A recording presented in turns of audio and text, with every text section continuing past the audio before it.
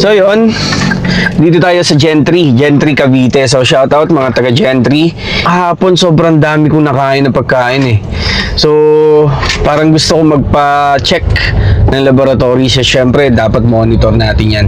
So tama-tama, meron ditong bagong bukas na Blesses Diagnostic Laboratory mga idol. So from San Pablo, Laguna yan. So meron sila dito.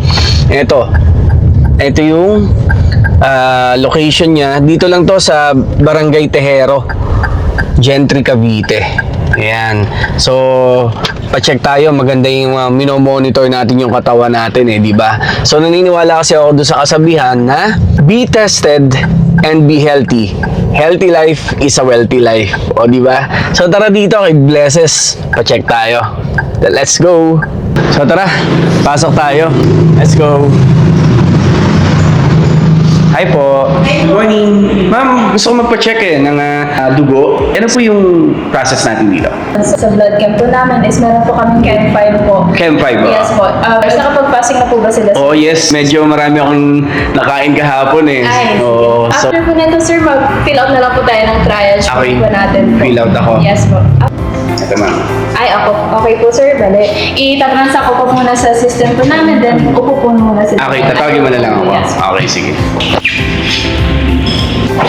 Excuse me sir po, for payment po. Ayun. 550 pesos. Ayun yung Chem 5 Yes natin. po, ayun ano? po yung sa Chem 5 po Okay. natin. Yes po. Bale, for extraction na po sila po. Okay. Thank you.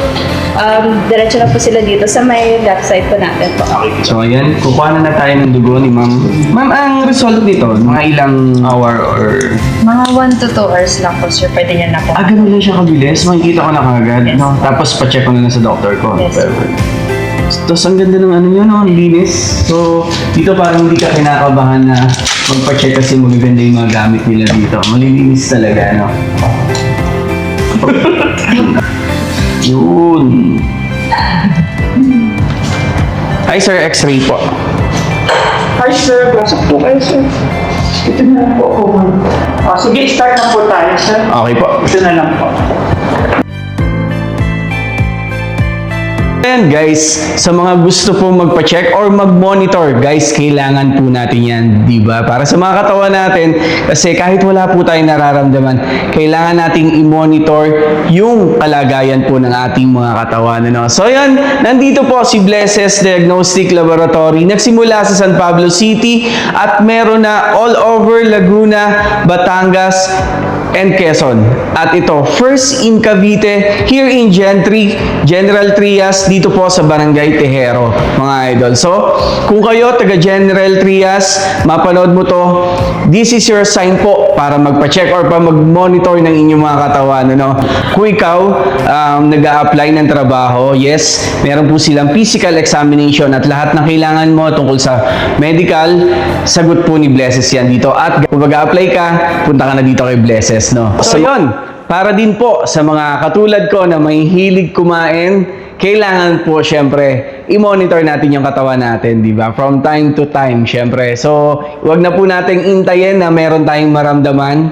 Visit one of their branches ng Blesses. Kahit po saan lugar nyo, from Laguna, Batangas, Quezon, meron pong Blesses. Sa mga dedikadong guro, alay po ng Blesses ang malasakit sa inyong mga kalusugan. Yan po. Para po sa ating mga mahal na guro, may maganda pong pa-promo si Blesses sa inyo. So, meron po kayong mga discount. Katulad po ng isang presyo nila ng Chem 5 from 550, 500 na lang po sa inyo. Yung isa naman po sumunod from 1,700, 1,600 na lang po sa inyo.